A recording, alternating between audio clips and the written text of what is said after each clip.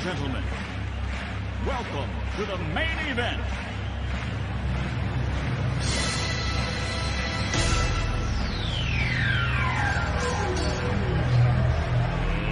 Let's get ready to rumble!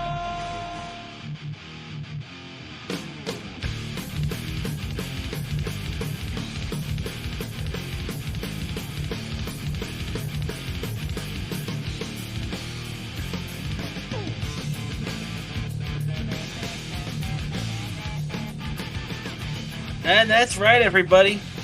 Welcome back once again to another edition of the Best Seat in the House podcast. As always, I'm your host, Rob Cramer, joined by my co-host, Daniel Bobo Carlin. And Dan, how you doing today, buddy? I'm doing good. As you know, yesterday I was at the Brooklyn Cyclones home opener, and it was about the Mets, the single A affiliate on high eight ball. And yesterday it was actually colder than it inside the stadium than it was outside the stadium. Of course, for those who don't know, that of course plays a factor because it was April and and that ballpark is located in Coney Island, very close to the beach. So in April, it does those early in their season. It does get very, very, very chilly at that stadium. I had to use the hand warmers that I did not use at the Stadium Series game that I had left over. Yeah, exactly, man. And so great opening night win that you were at. Nice victory for the Cyclones. Can't say things went as smoothly for our New York Rangers. We'll get into that in a second. But just in case you are tuning in right after having seen our very well received Wrestlemania episode that we did as a little bonus episode on Saturday. We did that Saturday afternoon for the Wrestlemania show, which was on Saturday night and on Sunday night. Two really great nights of action for the WWE. Congratulations to everybody involved there. Dan, before we get on to all the normal stuff that we usually get into, I just want to get your thoughts on WrestleMania 40. What did you think? You know, me and you spoke after night one, and you were pretty positive about it. What did you think of the whole thing, and specifically night two? I just think I feel they really nailed it with their 40th anniversary of WrestleMania. They just nailed it. The surprises, everything from John Cena's unexpected appearance to the main event. Just everything turned out to some of the revenge angles that kind of worked into the whole show. It was a well put on show, and in the words of the character from regular show, Pops Mallard, good show. Yeah, exactly. I agree with you, and I agree with Pops too. That was a definitely a very fun show. You know, you mentioned the night two surprises that they had specifically. I mean, you know, night one was great in itself. The fact that we got to see The Rock wrestle, and we got to see, Uso versus Uso was pretty big for a lot of people, even though, unfortunately, the match kind of fell flat in front of the live audience. But, I mean, hey, night one had its big moments, but night two, like you mentioned, Cena coming out, getting involved in the main event, The Undertaker coming out, getting involved, giving The Rock a choke slam after, the Usos came out once again and fought each other off. Solo Sikoa gets involved. So definitely, a lot of action there in that main event. And then I don't know if you got the chance to watch any of Raw on Monday, but, we all kind of knew that after WrestleMania ended, that the chances were better than not that The Rock was going to be leaving for a little while to, go film a movie. I know he was supposed to be doing that in May. So, he came out last night during Cody's championship celebration and still let everybody know he was leaving for a little while, but planted the seeds for a Cody Rock match that we're going to be having at some point down the line. So what do you think about that, Dan? Would you be excited at all for a Cody Rock match? Because I think that'd be a pretty cool match. Yep, I think that's setting up to happen. Maybe, possibly, SummerSlam, maybe earlier. I just know it's going to set up for one of the pay-per-views. Yeah, I'm with you on that. At some point, Rock is going to be wrestling Cody, and Roman's going to get his championship rematch, and then The Rock is going to be taking on Roman at some point. But we're probably still a little bit, a little ways out from that right now. But yeah, overall good show. Glad we did our little bonus episode on that. Hope everybody enjoyed that. If you haven't seen it yet, or if you didn't even know we did it, which is a possibility, I guess, go to our YouTube and look. Most of our videos usually pop up under the video section, but this one would be under live stream. So if you do want to see it, go check it out under live stream. A lot of positive reviews on there. We appreciate everybody for checking that out. But Dan, we'll keep it rolling along here right now. And you know what? We might as well just start off with the Rangers. We were talking about them, Rangers and the Islanders last night at at UBS Arena on Long Island. The Rangers had beaten the Islanders pretty handily the first two times. They beat them 6-5 in overtime in that great comeback effort in the Stadium Series game.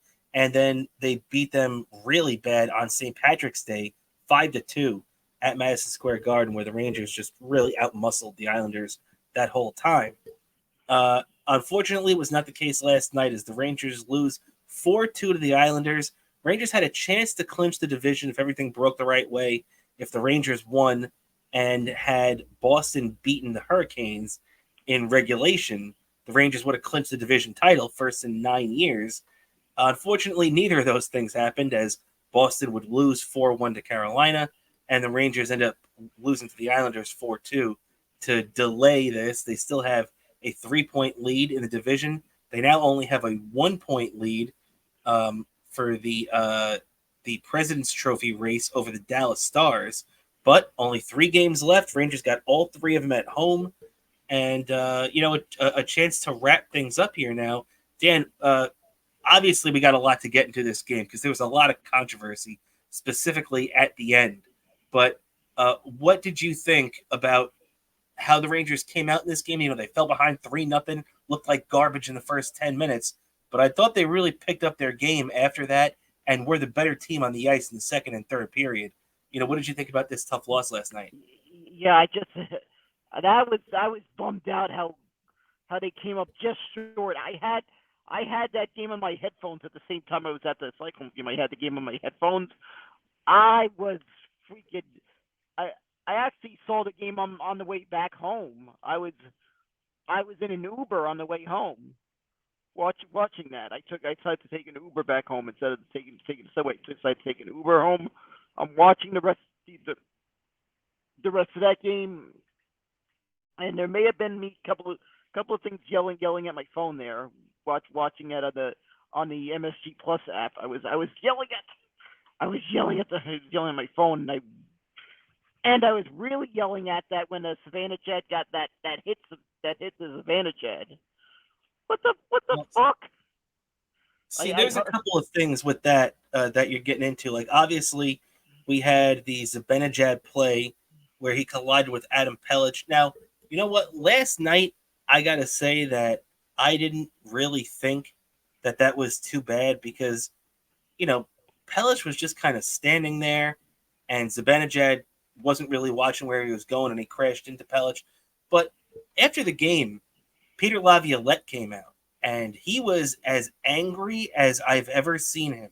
Now, let's not forget, this is a guy that's only been the Rangers coach for this 1 year. But we've been seeing Peter Laviolette coach for the last 20 years. I mean, I remember him as a young man coaching the New York Islanders 20 years ago. I remember him taking the Carolina Hurricanes to the Stanley Cup final a couple of years after that. Obviously, he's coached the Flyers to a Stanley Cup final. He's coached the Nashville Predators. So this is a guy that's been around. This is a guy that's won President's trophies. He's been to the Cup final. He's won.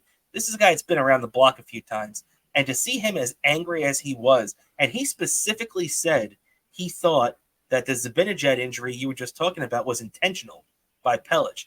Now, at the time, I didn't really think it was last night, but then I was listening to a podcast with Larry Brooks, the Hall of Fame New York Rangers writer from the New York Post, and he was talking about how he noticed that Pelech didn't even flinch after Zibanejad knocked into him. Now, no one's saying that that Zibanejad is this insanely big monster of a guy, but Zibanejad's also not small either. So, I mean, when you look at Mika Zibanejad, he's 6'2", 202 pounds. That's a big guy. And the fact that he collided with Pelech and Pelech didn't even flinch, didn't even act like it stunned him at all, that a guy just crashed almost full speed right into him. That kind of leads to what you were saying, Dan, that maybe it was intentional. I mean, it didn't appear to be at first, but, I guess you really have to take it in consideration based off how the Rangers bench reacted, right? Yeah, exactly. And I forgot what was reports about that injury? Well, actually, Coach Laviolette said after the game that Zibanejad shook it off, and by the time the game ended, Zibanejad had actually returned to the bench. So believe it or not, even after that scary collision, Mika was able to shake it off and come back to the game and finish with his teammates. But, unfortunately, he did get knocked a little silly there, but I don't think it's going to affect him long term, and he should be back in the lineup on Thursday night against Philadelphia. Oh, yeah, so that's good news, but that could have been worse. And I just have a feeling Saturday there's gonna be some gloves coming off on Saturday. Oh yeah, it's gonna be Rempe time. Yeah, especially if Rempe is in uniform that day. It's going down. Like yeah, and let's be. Yeah, what were you gonna say? And I just have a feeling it's going down, and I definitely don't want to miss this game. Yeah. Well, and Dan, you know what? Me and you were talking about that Zibanejad hit, which, by the way, even if you're an Islander fan right now saying, these guys are biased and everything, that shouldn't have been anything. Ranger fans shouldn't be upset about it. Even if you could say that Pelech didn't do it unintentionally, I've seen Adam Fox get called on that exact play for interference about 3 times this season. So how the hell is that not at the very least an interference call? I'm sorry, that really bothers me. But the thing about that hit with Zibanejad is that last night in real time, that's not even the hit that pissed me off the most. And I'm sure that the Rangers bench was happy to see Zibanejad return, but that these 2 hits pissed them off even more. The final minute of play, 2 awful non-calls against the Rangers in the final minute, 2 boarding calls that should have been called, one against Noah Dobson, and I forget who the other guy was, the one who hit Lafreniere. It might have also been Noah Dobson. But Dobson because the Lafreniere one was borderline. It probably should have been called, but I wasn't going nuts because it was borderline. The Trocheck call was an absolute disgrace to hockey that the Noah Dobson hit on Vincent Trocheck, where he was in a completely vulnerable position, didn't even see Dobson coming up behind him, and he gets crushed into the boards. That right between the numbers, that is textbook boarding, especially in today's hockey. The fact that wasn't called is a complete joke. That referee should definitely be looked at because I don't know what the hell that was about. And Trocheck went over to him. Look, Trocheck is as professional a player as we've had in the Rangers in years. That guy is, the perfect professional athlete that the Rangers have on there. And for him, and he keeps his emotions in check most of the time. Yeah, he gets feisty, but you never see him berating officials. And he flipped out on whoever that official was, rightfully so, because not only was that such a dangerous hit that it should have been a 5-minute major that kicked his ass out of the game and and I'm not even saying it would have helped the Rangers win, because that second hit would have been at 14 seconds left, so the Rangers would have had a 14-second power play. And look, we know how good the Rangers team is. I'm not saying they couldn't have tied it, but odds are the Rangers are probably still going to lose that game. It's just ridiculous that it's not called. And I actually saw multiple NHL personalities talking about this and called that referee's decision to not make that call a gutless non-call. And I couldn't agree more. Dan, what do you think about the absolutely ridiculous, borderline criminal hit of Vincent Trocheck by Noah Dobson? Well, I'm glad Lafreniere and Trocheck are okay and didn't get hurt, but I am really, really upset at that referee. Like, that referee should be on the Shizer list.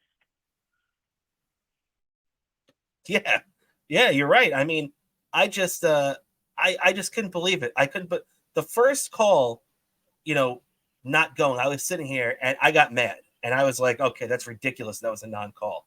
But then as the game keeps playing, see, that's what happens with these officials too when they don't do their damn job. When they don't do their job, first off, the Islanders saw that they let them get away with that hit. So what are you going to do? You're going to do it again because they let you get away with it. And then nothing happens to that. So the Rangers now, it's kind of like a little kid when you're in the back seat of the car and you're poking your brother or your sister just to piss them off. And as soon as they poke you back, that's the one your parent sees. So that kid gets in trouble and the other one doesn't. It's almost like that. And then that kid that gets in trouble feels slighted. That's the same thing with the Rangers are right now. We feel slighted because the officials did nothing. They did nothing to punish the wrong team. They protected the wrong person. And now, just like you said, the Rangers are going to dial up Rempe time on Saturday, and that's going to be it. Now, if anything happens in that fight, just like with the Devils and everything a couple of games ago, where the Devils felt this ridiculous need to fight everyone on the Rangers, except for Rempe, they fought him and the rest of the line for some reason, which should have been another penalty, by the way, for instigating, but we'll get past that. The other thing is, I don't know, Dan. I'm very, very angry at the way that game ended, and it's on the officials now if anything happens in this fight on Saturday, because it's going to happen. It's whether Rempe is going after Matt Martin or whether if Rempe is going after Dobson himself, someone on the Islanders is going to have to atone for the sin that happened on Tuesday night, and it's just a shame that it's got to come to that. You know what I mean? Like, the NFL officials should have done their job, and then there'd be no need for this. Yeah, exactly. There'd be no need for this. These dumb freaking zebras. And it's the other reason why, if I had a daughter, I would never let her date a zebra or an umpire. Yeah. Any of those officials, they're all garbage. So yeah, just those two non-calls absolutely put a bad taste in my mouth. But you know what, Dan? As much as it pissed me off last night to see that, I hope that this lights a fire under the Rangers' ass. I felt like when the Rangers came out a week ago, last Monday or whatever, and ended up losing 5-2 to the Penguins, I felt like that pissed them off. And then that spurred on this recent 3-game winning streak. I feel like that loss to the Islanders is going to piss the Rangers off again and get them playing even harder, especially against the Islanders team. I expect the Rangers to come out in a big way in that one. But now, the Rangers now have three games left at Madison on their schedule and at Madison Square Garden in the regular season. All three of the games at home, obviously. We got Thursday, which is tomorrow night when we're recording this. Tonight, if you're watching this on the debut on YouTube. So it'll be Thursday night playing the Flyers. Saturday afternoon, they get the Islanders. And then Monday night, April the 15th, tax day, Rangers and Senators in the regular season finale.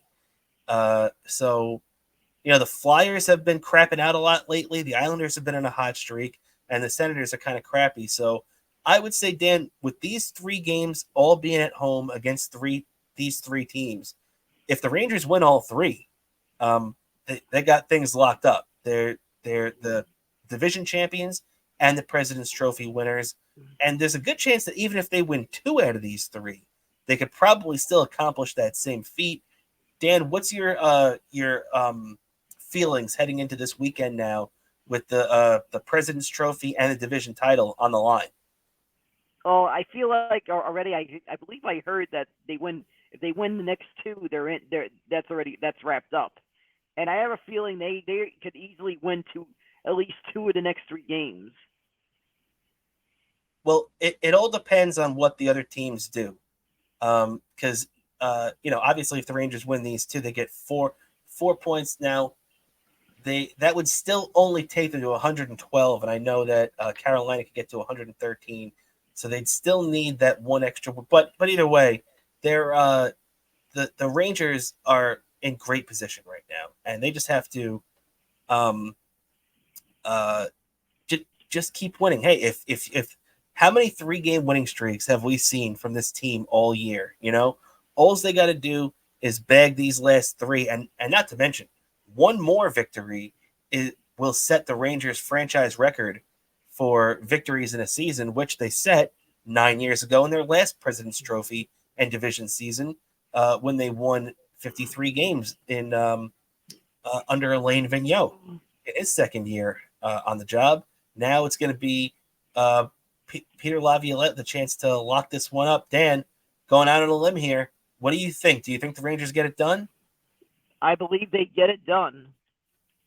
So you think that they're going to lock up the President's Trophy and the division title? Yep, exactly. I just have a feeling they're going to. Yeah, man, I'm with you on that. Let's keep our fingers crossed. The Flyers have been crapping out lately, but they're always tough. They're always tough to play against. I think the Islanders, the Senators are a different story. They're like a bottom-feeding team. They're in a rebuild situation, but don't look past them also, too, because they could put up a lot of points against you in a short amount of time. But the Flyers and Islander games are both going to be tough. And, hey, that's what the Rangers got to do to lock this thing down, beat 2 division rivals, both teams who are, either in a playoff spot like the Islanders are now or just a point or two out like the Flyers are. But the Flyers had been in a playoff spot all season. So still 2 playoff-worthy teams playing the Rangers right now, even though the Islanders' record still drives me crazy because the Islanders are 36-42. Let's be honest, right? On paper, they're 36, 27, and 15.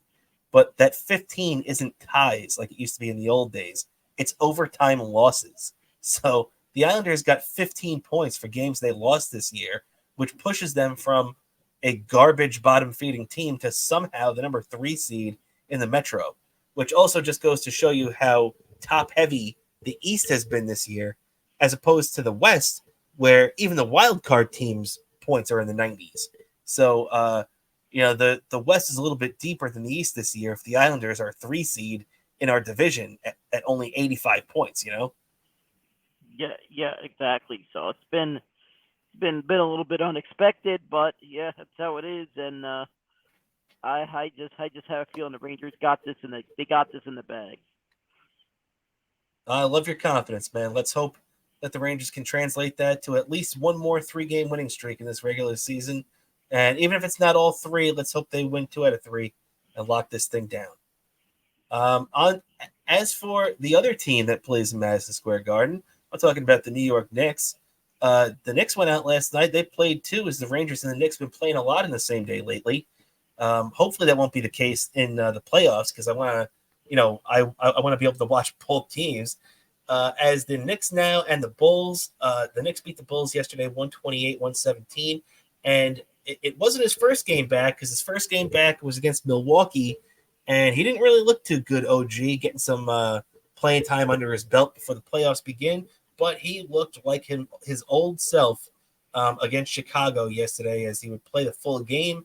He got 24 points, and it was just really refreshing to see him out there back in that lineup. Dan, if obviously we found out late last week that Julius Randle is done for the year, so that really sucks for us Knicks fans. We were all really excited at the prospect of Julius rejoining the team for a potentially extended playoff run. That's not going to happen this year. He's done. But getting Mitchell Robinson back, who played about 20 minutes last night, looked pretty decent. and OG Anunoby, who's rounding back into shape now, the Knicks are starting to get a little bit more healthy. And man, if Jalen Brunson just keeps putting up nights like he's been having lately, the Knicks are going to go real deep in the playoffs, man, because this guy just keeps pushing his MVP consideration. He dropped 45 points last night again. It seemed like him dropping 30 and 40 points a night is becoming a nightly thing for him. Dan, what do you think about Jalen Brunson's MVP candidacy? Yeah, I think it's a legitimate consideration, and I have to say the Knicks I feel the Knicks are in great shape going to playoffs. I just had a feeling OG Anunoby was going to be putting up the numbers we expected once he got going. I feel like the game before there was a little bit of rust, but once he shook that rust off, he was going to be back to where we expected, and I was right on the money with that. Yeah, absolutely, man. And right now the Knicks are 2.5 games out or ahead of the and by the way, there's 3 games left in the regular season. So they got 3 games left, and they, if you look at it, they're 2.5 games clear of that play-in tournament. So if they win one more game, they'll guarantee themselves to not be in that play-in, which is a good thing. Obviously, you don't want to get stuck and dragged into that. But the Knicks legitimately could finish as high as the number 2 seed right now. The Knicks only have, the Knicks have 32 losses. Milwaukee has 31. The Knicks are right behind them. Boston obviously is the runaway Eastern Conference leader at 62-17. Who, by the way, the Knicks will be playing tomorrow night, their final road game of the season, up in Boston. So the Knicks are hoping that they can pull out a big victory there. And then after that, their final 2 games of the regular season are against our home games, Friday against the Nets and Sunday against the Bulls. Been seeing a lot of the Bulls lately. 3 of the Knicks' last 10 games against the Bulls. Kind of strange, but the way that scheduling worked out. But that's the way it's going down. So Friday Nets, Sunday Bulls. Tomorrow, Thursday night, they are playing in Boston. So really, really a couple of big games here. What do you think, Dan? Do you think the Knicks, let's just say the 3 seed, do you think the Knicks finish in the top 3 of the East? Because right now they still have Cleveland and Orlando edged out for that number 3 seed by a half game. I feel they do it. I feel they get a number 3 seed and put themselves in good shape for the playoffs. I think so too. The Nets are garbage. The Bulls, aren't that much better. And obviously, all they got to do is get through the Celtics tomorrow night, and they should be smooth sailing. The Celtics are a really good team, obviously, but that's something that I think the Celtics can, maybe they'll be resting players. Who knows? Because they really have nothing to play for now. They got number 1 on lock. And they don't got to worry about anything else. So very interesting stuff there. But, I do agree with you that I think the Knicks will lock themselves into one of those top 3 spots. And, obviously, either 2 or 3. All right, so let's keep it rolling along now here, Dan. Also, we got some baseball to get into, as there's been a very interesting start to our baseball season as well. Between the Mets and the Yankees right now here in New York. We'll start off with the Mets, as they got rained out today in Atlanta. They're not going to make that game up until September, so they'll play the final game of the series tomorrow at 12:20, making this the finale of a 3-game set rather than a 4-game set like it was originally scheduled.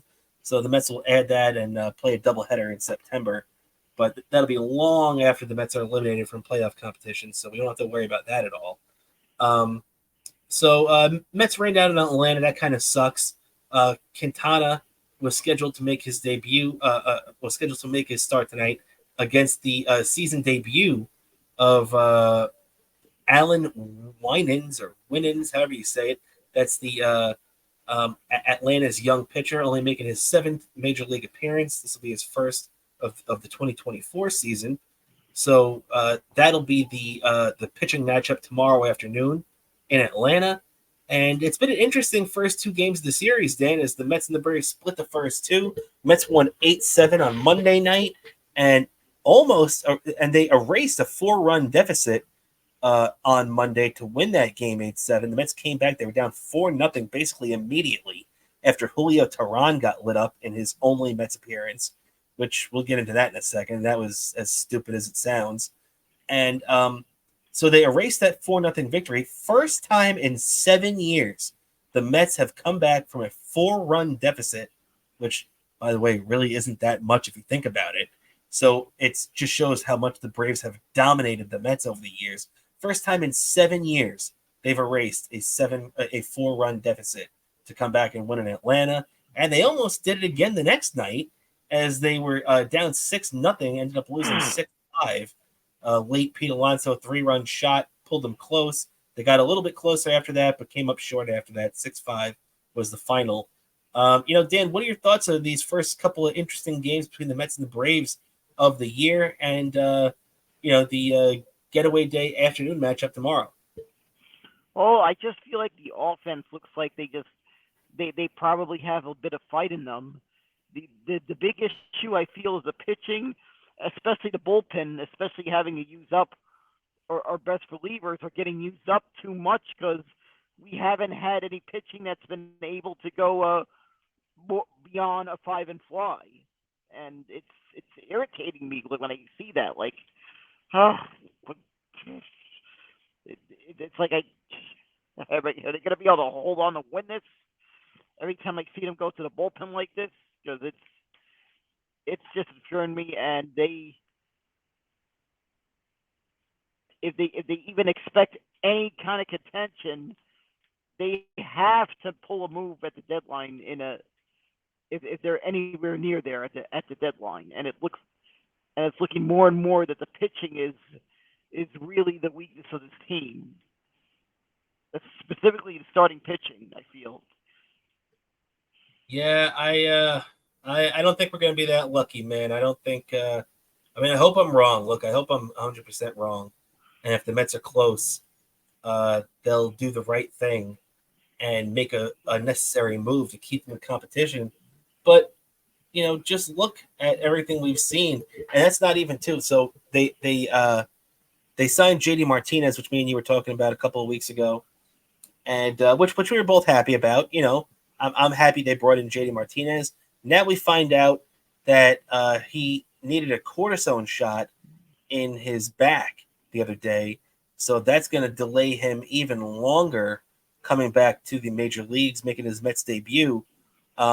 They said he had to do the same thing last year, so to be fair, and it was around the same time, the end of spring training. He ended up missing about 15 days because he said after he got the injection, it took him about 6 days to be able to swing a bat again, and then it took him about another week after that to get ready and get enough at bats to be able to play in the majors. That would leave us to be right around the end of the month, maybe right around NFL Draft Day, which, by the way, 2 weeks from today, NFL Draft, which means that 2 weeks from tonight, this Wednesday night that we're doing the recording, we'll be doing our mock NFL Draft, so keep a lookout for that. But, what do you think about this, Dan? Now we're hearing that it basically, I wouldn't expect to see JD Martinez on the Mets before May 1st. Yeah, what do you think about that, Dan? that's what I'm expecting, and I just really feel like I had a scary feeling this was going to happen. The moment I realized JD Martinez waited this long to sign with a team, it was almost asking for this with the circumstances with the players. And he's like, this slate just did him a disservice, and I just feel it's really becoming more and more like that when you see players wait this long, and this is something that probably would have just happened in spring training or something when they're really going full on, like when it gets very intense trying to get ready for the season, and we're seeing it happen at a worst time. Like these are we could use his bat in the lineup. Yeah. The other thing, maybe I'm questioning the Mets doing this. Maybe it's because they don't want to wear him out. They don't want to wear him out so much. Who knows? But I'm surprised I haven't seen Alvarez DH a bit more until JD Martinez comes back. Dan, I'm totally with you on that. Whenever That's a great point. yeah, whenever Alvarez is not catching, he should. I'm surprised they don't have him DH more often. I understand though. Yesterday they were trying his hand was a bit maybe had took quite a bit of hits, so they kind of wanted to give his hand a little bit of rest. But they really should be DHing him until on the days that he's not behind the plate until JD Martinez comes back. Yeah, I think too that as much as Mark Vientos, I I am not as high on Mark Vientos as a prospect as a lot of Met fans are. I do like him. I think he's a good young kid, but I also don't think he's going to ever be the type of guy to hit 30 and drive in 100, which is kind of what you'd want out of that type of player. But I also think that he should have been given the opportunity as soon as we broke camp and found out that JD was going to be starting in the minors, which we all understood. Um, you'd think that Mark Vientos would have been given the opportunity to DH because look, and I know he had a nice hit the other day against Atlanta, which by the way was his first and still only hit of the 2024 season, that being DJ Stewart, who hit the big 2-run shot on Monday to put the Mets up there in the game 7-5 late. But for me, I just don't, I just don't understand why. I don't know. I just don't understand that, Dan. What do you think? Yeah, I don't understand that. You think I was expecting Vientos was going to break camp with the team when the moment we realized that JD Martinez wasn't going to be ready in time for the season. Totally just shocked me. Yeah, and look, I'm not saying anything, negative about DJ Stewart, and I get that he's a lefty too, so maybe the Mets just wanted to have the big lefty bat on there. DJ Stewart had a good run at the end of 2023. I do think he deserved a shot at some playing time this year, but right off the bat, to me, I would have much rather see Vientos get the opportunity, over DJ Stewart and really a lot of the other guys that they've stuck at DH, which, by the way, if you're not going to have Vientos there, I totally agree with you even more. How do you not have Francisco Alvarez getting more at-bats in the DH role, Yeah, exactly. It just totally baffles me this decision. Yeah.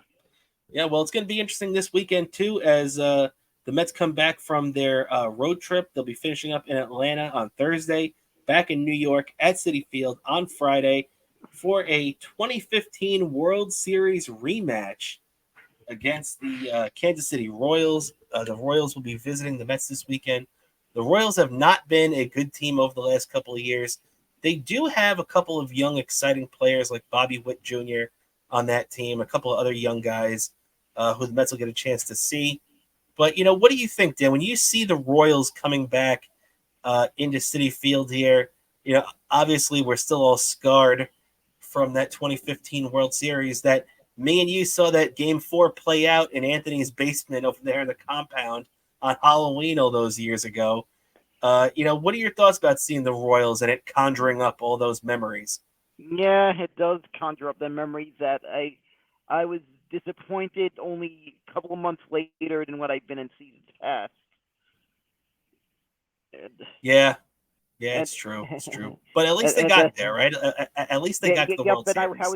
I was at game 3 of that World Series. I was actually there at game 3 of that World Series, and I just remember how like shocked, and I realized this late in October, and I'm at Citi Field. Just it was kind of hard to believe that that, but it was happening, and I got to be there for that. Also, this weekend is a major important day in a Mets history on Sunday, as Doc Gooden's number 16 will be retired, and I will be there for that, as I've been for just about every time there was a number retirement ceremony that happened since I was born. I was then, I believe, 6 years old. My mom took me to when Tom Seaver's number was retired, and of course I was there when Mike Piazza's number was retired. I was there when so was I. I was there. That, and by the way, that was one of my favorite Met giveaway items. Was that, I'm sure you have that same poster. It looks like you still have that poster? It looked like a giant baseball card. Yep. Yeah. I thought it was a great design for a poster, and if I ever get, I know I already have a signed baseball by Mike Piazza that was given to me as a gift when I graduated high school, but I do want to get this poster that I have. I will look to one of these days maybe potentially get Mike Piazza to autograph it, because I just think it'd be a cool poster to have signed by him and framed, because I just thought it was a neat poster design. I was also there the day Jerry Kuzman's number was retired. I was there for that, and I was there when Keith Hernandez's number was retired, and I was there when this one was unexpectedly, because we didn't know until the moment it happened. No Met fan knew that this was going to happen until the moment it happened. Remember Old Timers Day, the Mets retired Willie Mays' number. That to the surprise of a lot of Met fans, those present and watching that day, no one quite knew that was going to be announced. It happened right in front of us, but I was present for that. So I've seen every Mets aside. So just about every time the Mets have retired a number, aside from the two that happened before I was born, of course, Gil Hodges' number was retired before I was born, and Casey Single's number was also retired way before I was born. But aside from that, also I guess Seaver was 1988. Yeah, as I said, Seaver, I was alive for that one. Mm-hmm. As I said, a 6 years old me, I was 6 years old, and my mom took me to that game. Very cool, man. And I actually still have the program from that game in my collection still. That's cool. I actually have the program too, but it was given to me. I wasn't at the game. Yeah, but yeah, I have a program, and somewhere between the pages of it, I guess my mom grabbed these. I guess WFAN was giving these out. They were giving out these bumper stickers or something commemorating the date of it. And I have one of these back when WFAN, I think they were still, I forgot if they were already 6.6. I think that was the first year they were under the 66 AM frequency. Because I didn't realize this because I was very little then, but when I look through the pages of some Met yearbooks from the first year WFAN was in existence, WFAN was, well, they already had the broadcasting rights to the Mets at the time, but they had flipped formats to the sports talk station we know today. They were surprisingly used to be 10:50 AM. I didn't realize it until I looked. Not many people realize that their frequency used to be 10:50. I do remember that. Yeah, very cool. Yeah, so I have these little. So I've noticed that, but yeah, I got to be there, and of course, all the number of retirements that have happened since I've been born. I was born in '82. All those that have happened, I got to be present for. So that was pretty neat. And I'll be there for this one, and probably when Darryl Strawberry's number is retired in June. And I actually got to say about the giveaway items, I kind of like it's interesting designs for the giveaway items they're doing. The bobblehead of it's actually the day before of Doc Gooden. It's not only does the head bobble, the arm bobbles. Apparently, the Doc Gooden bobblehead they're giving out, and the Darryl Strawberry bobblehead, the base of the bobblehead looks like a baseball card. From what I saw the pictures of. I don't need the bobblehead though, because I got my Darryl right here. Yep. No, You it's not got really. you got like the little thing up there. Yeah, it's a pretty neat little item you got there. I forgot. Is that a little miniature cardboard cutout, or is that the vintage starting lineup figure? Because I have that in my No, collection. that is it's not the starting lineup. It is let's see. Yeah, No, it's like a little statue. It's yeah, not starting lineup or anything, but it's like a statue. yeah. It looks like something they were selling back in the day. It looks like, but yeah, I have some of the I have that starting lineup still in the package from back in the day. Very cool, man. Very cool. Yeah, everybody loves Daryl and Doc, so it's gonna be really cool seeing those guys get their due at City Field for all the greatness they've done to this organization over the years. Obviously, didn't end the way we all wanted it to, but hey, they won a championship here, and for better or worse, they're a big part of Met history.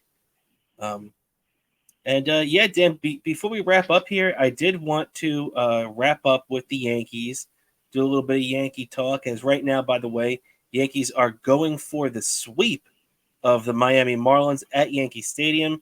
Yankees are 10-2. Marlins are 1-11, off to one of the worst starts they've ever had. But they trail. The Yankees actually trail the Marlins right now 4-0 as Jake Berger hit a 3-run shot early in this game in a 4-run third inning to put the Marlins on the board and give them an early lead. So we'll keep an eye on that score to the end of the show, which we're just about done. But I do want to talk. I mean, 10-2 start for the Yankees is phenomenal. Best start they've had in 21 years since 2003, and actually, it's tied for the best 12-game start in any year for the Yankees in their history. There's only been 3 other times that they've done it, and every other time that they've started 10-2, they've ended up in the World Series that year. As you can see, 1922, they went to the World Series. They actually went in 21, 22, and 23, losing 21 and 22 to the New York Giants, and then they finally won in 1923. 1949, they ended up beating the Dodgers in the World Series, and as we all remember, in 2003, they lost to the Marlins in a good World Series after probably one of, if not the best championship series of all time, the 2003 American League Championship Series against the Boston Red Sox. So, Yeah, my uncle in Florida, in Orlando, he actually drove to Miami to attend. I believe he drove to Miami to attend Game 3, if I'm correct. He made the trip out there from Central Florida all the way down to Miami to be at that game. From what I recall, he somehow, someone he knew in Miami won tickets, and he went to that game, and surprisingly, he ran into Mayor Bloomberg at that game. huh, that's pretty weird. That's pretty cool, actually. I guess down in Florida. Yeah, yep. Of But course. By the way, back then the Mayor Bloomberg spent his own money to make that trip to Miami, because I had to applaud Mayor Bloomberg back then when he was mayor. He did a lot of things out of his own pocket. He actually had season tickets to both the Mets and the Yankees out of his own pocket back then. yeah, very cool. Very cool. And yeah, the funny thing is you bring up going to those games in the series. I was like 15 or 16, whatever, at the time, and I was actually with my family in Disney World down in Orlando, and I expected people down there. And I mean, I know if you're down in Disney, it's going to be a lot of people from a lot of different areas, not just Florida. So I remember being in the park, the Disney park, when they announced over the loudspeakers, and the Florida Marlins have just defeated the New York Yankees to capture the 2003 World Series championship. And everybody kind of like gave them a little applause and was like, that's kind of cool. So then everybody moved on.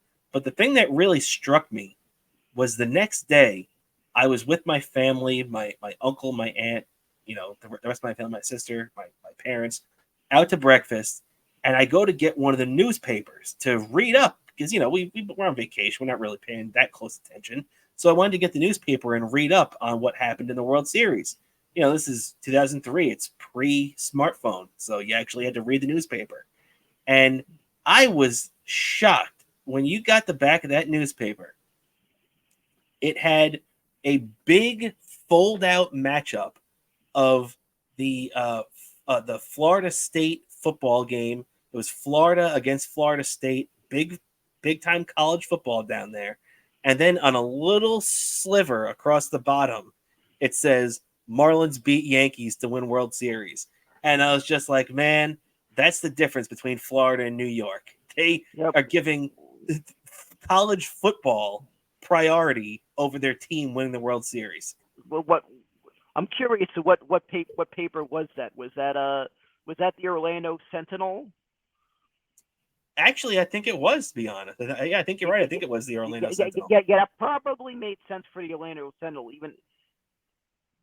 but I probably, from what I remember, and I think one of I have a cousin who was born in South Florida, who's a Marlins fan. I think there was a much bigger thing at the newspapers in South Florida than there was maybe in Central Florida. That's true, but still, you're in Florida. You'd think that, upstate New York is still talking about the Yankees winning a World Series like it's 5 minutes away. Yeah, exactly. But that's the context. There's a lot of people in Florida that are just really from elsewhere. So it probably was a big thing. And I think college football and probably the sport of football really caught on in Florida because I feel like they had football like the longest. Like that was probably the first really major professional sport that had a major sports of the Big Four that had a team in Florida. And I'm correct. I think the Miami Dolphins may have been the first franchise in the Big Four, and NFL, MLB, NHL, NBA that had a franchise in Florida. If my history is correct, so that probably So that's probably why the Dolphins caught on a bit more at the time. Plus that it was a bit beyond there when there was a huge wave of people moving into Florida at the time. So it probably became a thing that was passed down from locals, and it was because it was and probably even more because it was the first professional sports team that had that was based in Florida. Well, that's true, but that's the thing down there. They, for some reason, they're big. They're not that big on professional sports, but they're real big on college sports. But there's a lot of truth to what you're saying. I mean, the Dolphins were the first professional team. The Magic and the Heat didn't come around until the late '80s, the early '90s. Obviously, the Marlins didn't come around until '93. The Rays weren't until '98. So there's a lot of truth to what you're saying, Dan. So maybe it's just the taste of the people of the locals. Yeah, and probably especially college football might be a big deal there because that was really for years that was probably the closest thing to professional sports they had out there was a college football. Also, I noticed sometimes you get fans of various teams that became fans because that team was that MLB franchise had their spring training site near where they lived. I actually know someone who became a Mets fan because he was not far from Port St. Lucie. He grew up not far from St. Lucie, and that the Mets had their spring training site there. That and WOR with the Channel 9 back when the Mets were on Channel 9, for some reason used to be available on cable companies in Florida for some reason. So you had a number of people that wound up gravitating toward the Mets at the time. You had an influx of people that gravitated toward the Mets or even the Braves, and I think you may have I think you probably also have a couple of Cubs fans because apparently when WGN had their broadcast rights to the Cubs, the WGN was available on cable systems there. So you had really those three teams kind of developed a little bit of a following in Florida because of the availability of the local broadcast that somehow showed up on the airwaves over there. That makes sense too. I mean, I even had a friend when the Orioles used to play in Fort Lauderdale until just a couple of years ago. I had a friend from Fort Lauderdale who grew up an Orioles fan just because the Orioles played there all the year. Definitely plus, makes sense. And plus, back then, but the Marlins and the Rays weren't until the '90s. So prior to that, that was probably those spring training games where some locals were the first exposure they got to Major League Baseball was attending spring training games. Very true, Dan. All right, so we're just about going to wrap up here right now. Just to close up on the Yankees, Giancarlo Stanton just hammered a bomb, but it was only a solo shot, so the Yankees now trail 4-1 against the Marlins. So keep your eye on that game. Also, after this, the Yankees will be playing this weekend. They have off on Thursday, and then they playing in Cleveland this weekend against the Guardians. So that'll be an interesting matchup. They're off to a really quick start too, 8-3 to start the year, as the Yankees are 10-2. So yeah, I think that's just about going to do it for us, Dan. You have anything that you'd like to plug before we get out of here? Sure. You got my YouTube account. I mean, well, actually, first my Twitter account. You see right there on the screen there, Bobo103NYC. You got my Instagram account and the Treads account, Bobo718DK. Also, you got my YouTube account. It's one word, Daniel Curlin. You got all my Bobo content I put up on YouTube on there, and of course, with my YouTube, ever since we started this whole Patreon thing, I've decided to give everybody who's subscribing to this Patreon, and all of you who haven't yet, if you subscribe, you get early access to my videos on YouTube. If you subscribe to our Patreon, you guys get early access 2 weeks. Usually it would be 2 weeks ahead of when I make the videos available to the public. You get early access to those videos, and you'll probably, I think the only video on YouTube that you guys that I wouldn't get, that you probably guys, that's probably available to everyone at the same time, is probably potential championship celebration videos that we got to make available to the people as soon as possible. Yeah, well, keep dreaming, buddy. Maybe we'll have something for the Rangers or the Knicks, hopefully. But I'm sure it won't be the Mets. That I feel pretty safe saying. But I just have a feeling that one of these two teams, the Knicks and the Rangers, we're gonna maybe one or probably even both, for all we know. It could happen. But you'll see a reaction, and I'll figure out a way for someone at Donovan's to set up the phone or have the cameras on us when that moment happens. No doubt about it. Us celebrating in a crowd of people that'll be packing that bar that night for sure. Exactly. And don't forget, everybody, thank you so much for tuning in and checking out the show again tonight. If you're on Patreon, you're watching this live right now. If you're not on Patreon, you could be watching this live. So what are you doing? It's only $5. You get everything Dan just mentioned. You get to watch the shows for free early, and you get everything else just for $5. So we appreciate all the help. Yeah, what are you gonna say, Dan? Yep, exactly. That's a cost of the equivalent of the cost of a Metro card. You get all that for $5. And even the cost of a 5-pack of Arizona iced teas. $5. It's a good deal. Exactly. So make sure you do yourself a favor and check that out. Tell anybody that you know that's a fan of the show. Only $5 gets you in. We appreciate all the support there. Don't forget BSith_podcast on Twitter. My last name Cramer NY also. And don't forget on Instagram at Best Seat in the House Podcast. If you're on Kick, we're on there, Best Seat in the House Podcast. If you're on Twitch, we're also on there, Best Seat in the House Pod. So make sure to check us out. We appreciate all the support from everybody. And that's going to do it for us, Dan. So for Rob Kramer and Daniel Bobo Curlin, we'll catch you next week, everybody, on the Best Seat in the House Podcast.